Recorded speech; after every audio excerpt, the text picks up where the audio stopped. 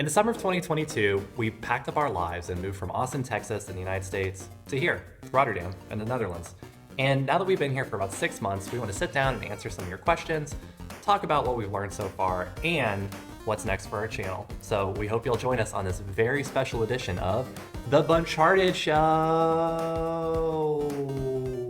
Dun-dun-dun. Dun-dun-dun-dun. With all of your help, we made it to 1,500 subscribers over the last 4 or 5 months. We thought we'd celebrate by getting a traditional Dutch apple tart. Mm-hmm. Who blows out the candle here? How about you blow out the candle? Yeah, do it.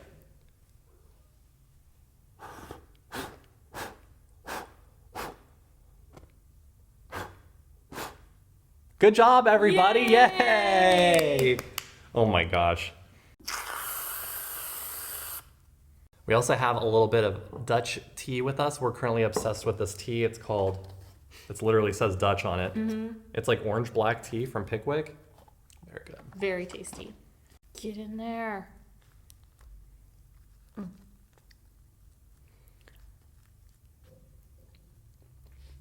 Oh, those are really good.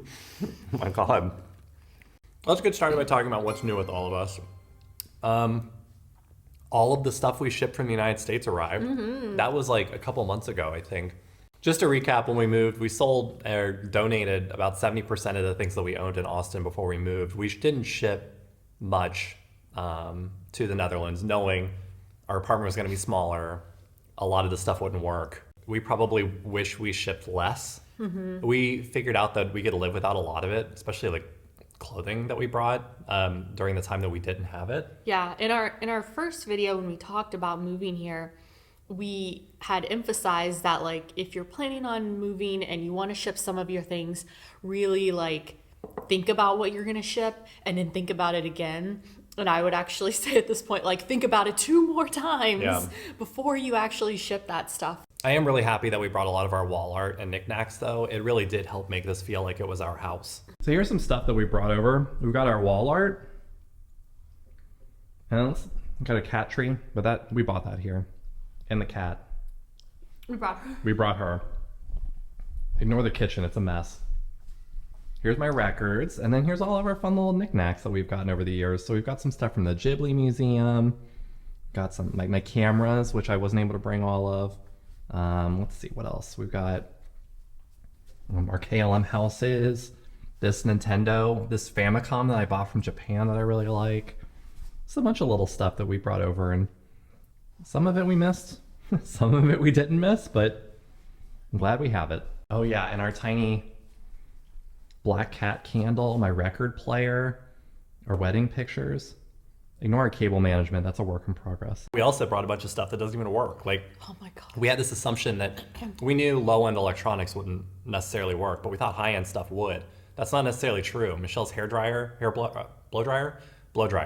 that didn't work. A KitchenAid mixer? The KitchenAid mixer didn't work. The gist of it is we're happy we shipped our knickknacks and wall art. Unhappy that we shipped the KitchenAid mixer. TLDR. So we wanted to take some time to answer some of the questions that y'all have sent us, either in the comments or individually. First, can you rent with a large savings and not 3x monthly rent? Maybe? I mean, I think that the answer is there's no credit system here in the Netherlands. So it's the system that rental companies or landlords use to measure your rent worthiness. I've heard stories that people have been able to like show that they have enough in their savings to accommodate like 12 months of rent, or people have paid more up front or paid more of a deposit up front, paid more rent up front, whatever. I'd say like if you want to have an easy time, make 3x rent. Yeah. If that's not possible, just understand the fact that it's probably just going to take you a little bit longer, and it's just going to take you a little bit longer to find someone. I'm sure someone will do it. It just, I don't know how many people are going to have to pass on it before that happens. How are we handling the Dutch winter months and the cold? I don't think that the cold is really bothering us, but it's not really that cold. Yeah, it's not. It was cold for like a week and a half a while back, but I think it's actually the lack of light, but getting through it. Summer's almost here, right? How did we transport our cats in the move, and what was that process like? We talked about this, I think, pretty extensively in our We Moved to the Netherlands video. The gist of it is just be prepared, like do your research. All you have to do is get a document filled out by the US government before you leave, and you show it to the customs official in the Netherlands when you bring your cats through customs here. And it's just a document that needs to be filled out that proves that they have an up-to-date rabies vaccine and that they have a microchip. Control what you can control. Yes. All right, let's talk a little bit about what we've learned since we've moved here. I think moving to any new city is a new experience, but moving to a whole new country is, it seems like we're learning something new every single day that we're here. It can be a little exhausting. I mean that literally. Like every day we learn that we're mispronouncing something, or that something we believed is wrong, or even just experiencing something new, like going to the doctor here. It's just every single day is truly a learning experience. We did want to take this opportunity, though, to correct some of the things that we've said in previous videos that was either misleading or just flat out incorrect. The first one has to Michelle loved, when she found this out, like she lost her mind. So I was like, that was basically the impetus to making this video. Yeah, this has like opened up my ability to still probably poorly pronounce Dutch words, but I feel like I'm a little bit better at it. It is pronouncing the UI sound. It's pretty cringy because in other videos we are definitely pronouncing that like you do in English, where it's like a we noise, like sound. Yeah. And here I recently learned in the last month maybe that it's an ow sound. Kop van Swede. It's Kop van Zou. Sauker. Sauker. Not Sweaker. Stadthouse. And it's actually interesting because you're like exposed to those things so often. Like Stadthouse is literally a stop here on the train. I mean, I think it's City Hall, right? Yeah. And there was a moment where it was just like, oh shit, we're saying this wrong. In our cost of living video, maybe, I don't even remember what video we mentioned this in, but I think I said the prescriptions were free.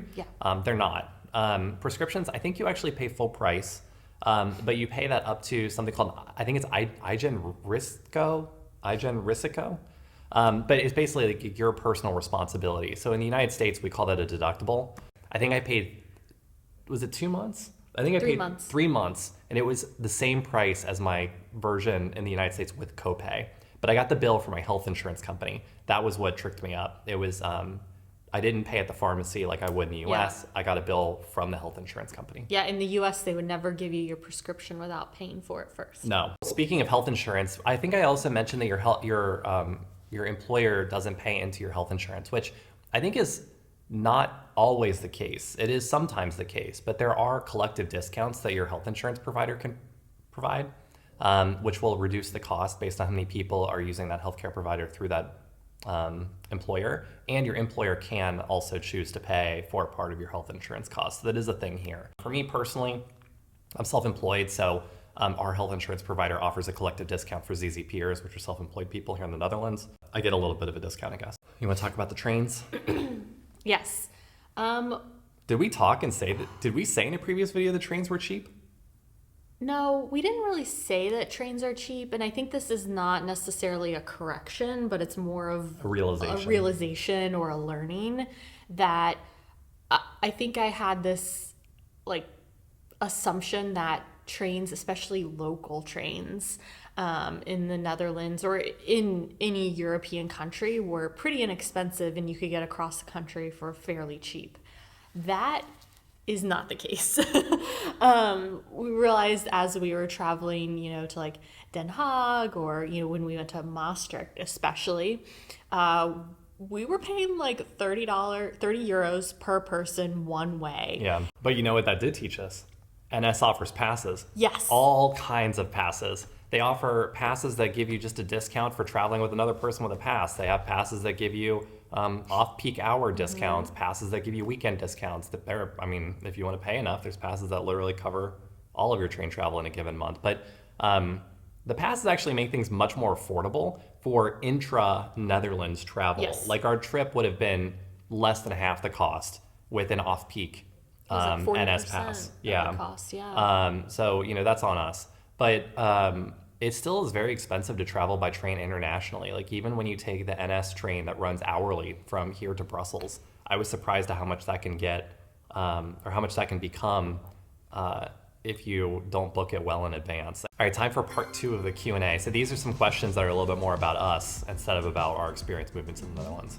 So the first one is, where did the name BUNCHARTED come from? And I think that's a very good question.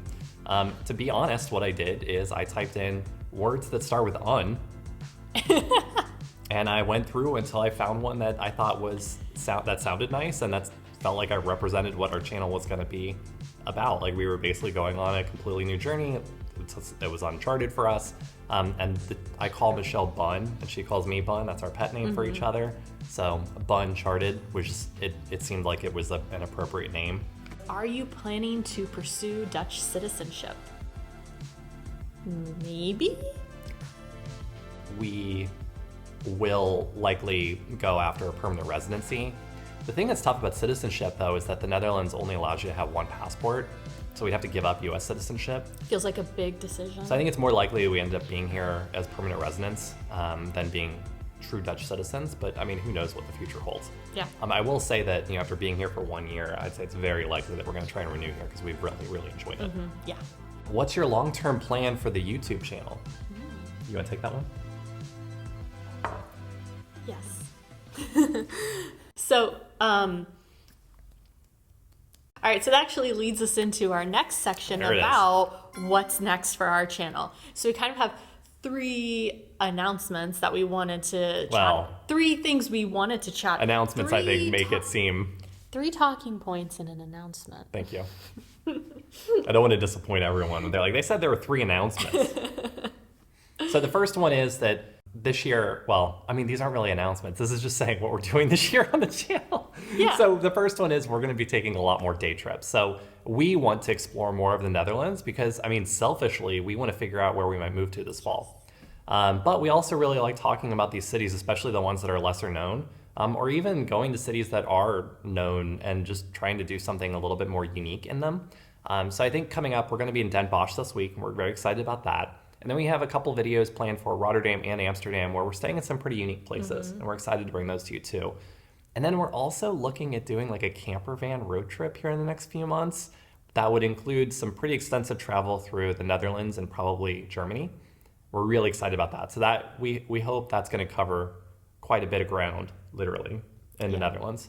We also, I mean, we're in Europe. We're on the continent of Europe. So there's a lot of opportunity for us to travel more in Europe too. So the Canary Islands is one of those spots. So we're actually, humorously, the Canary Islands, they're not even part of Europe. They're part, I think it's like continentally, it's part of Africa, but it's like a common vacation spot for people in Europe, but it's not at all a common spot for people in the US. So we're excited to try that out. We have that coming at the end of the month. And that's, I think, our first big trip this year. And then I mentioned the camper van trip that we want to do. That's coming up soon. We're really excited about that. And we've got some pretty exciting train travel coming up too. So some pretty extensive, lengthy train rides that take us all around the continent of Europe. And we're excited about that. I'm very looking forward to that. And if you're into our adventures in Asia, we've got some of that coming up too. It's not booked yet, but we do have some very exciting plans. And by the way, fingers crossed, there's something we want to do. Jinx. I'm not going to say what it is. There's something we want to do in Asia that I think is going to be very, very interesting and humorous to our Dutch audience. And then finally, we have a new video schedule. Yay! So, I mean, if we can keep up with it, this is the first of our 2 per week video schedule. We're going to try it for a month or so, see if we can actually keep up with the pace. And if we can, we want to keep doing it. We just have a lot of travel coming up, and we really want to share all of it with you. We don't want to have to, go on a trip and then have like our videos a month out in advance. So we hope this answered some of your questions and gave you even more insight. So we hope this answered your questions and gave you even more insight on what it's like to move to the Netherlands 6 months later. And we really do just want to take a minute and thank you guys for all of your support in the last 6 months and getting us to 1,500 subscribers. We're really looking forward to sharing all of our journeys in 2023 with all y'all. With that being said, we'd love to know, where would you like to see us go? What are some places that maybe we could hit up on our camper van trip? Because we can go anywhere. And it's really intimidating to try and figure out where we should visit in the Netherlands when we can literally go anywhere. So please, leave comments below. Where should we drive to in Europe? But that's all for now. And you were supposed to feed me. We'll see you on the next one. Bye.